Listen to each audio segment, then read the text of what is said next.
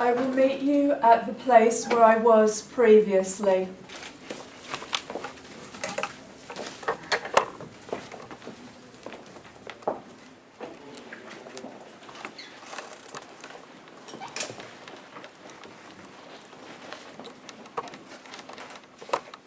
Can you place it on a piece of paper and draw a line around it? The tongue just wets the paper. How can it be dexterous enough to labour? The right hand outlines the left, and the left the right.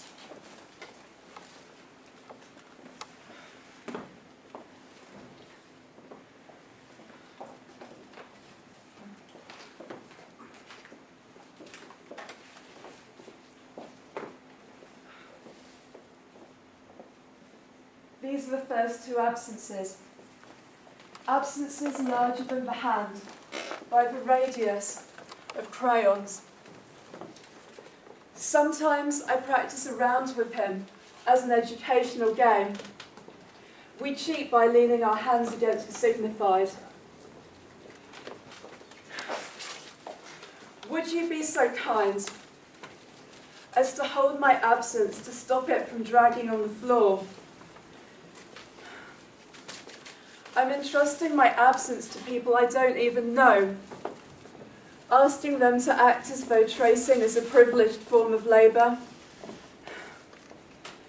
as if you would be satisfied by sticking and unsticking a mild adhesive.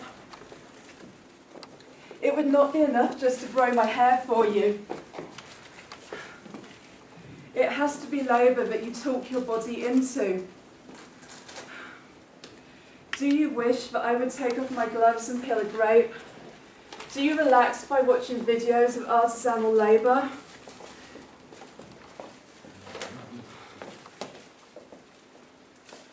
It's like therapy they pay you for. An iteration with just the right number of steps. A satisfying task that happens to be useful.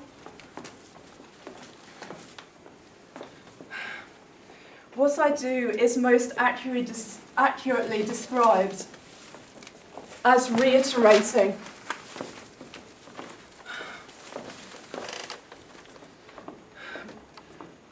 Because I suffer the condition of the self,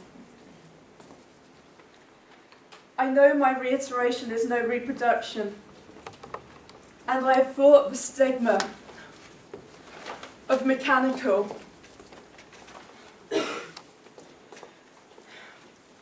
Yet machine is the highest compliment. If I can avoid sipping in their ears and reiterate the follicles accurately, they may buy my absence annually instead of hourly.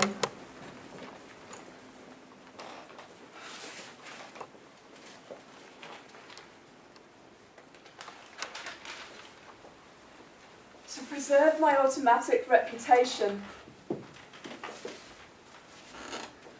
I had to ask my muscles nicely. I had to reiterate my hand by hand. If I even once assumed the position of a follicle. If the hand is not dexterous, it can still be deemed productive.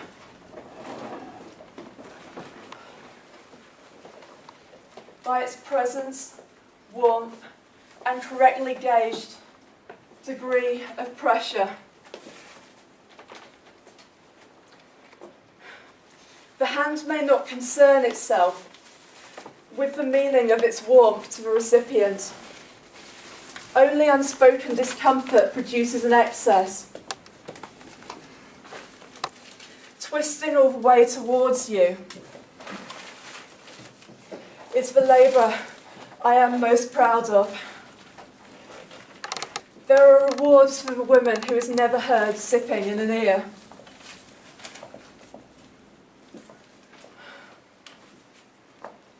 The bulk of my absence grew until it brushed the other. I used to feel threatened by the third entity, fearful of losing my particular sweat on another palm. As the reluctant mouthpiece of the communal body, I admit I planned a grand opening of fists. I promise you will not lose a single past self in the merging. The purpose of the merge is to facilitate the drifting of emotions, burdens, responsibilities, etc. Collaborate on tidal dispersals of blame, frustrating attempts to put the finger on any of our past selves. Touches to the forearm must be borne by the individual. I accept I will be judged on the number of actions permitted against the object, duration of permission, pressure permitted, my stillness.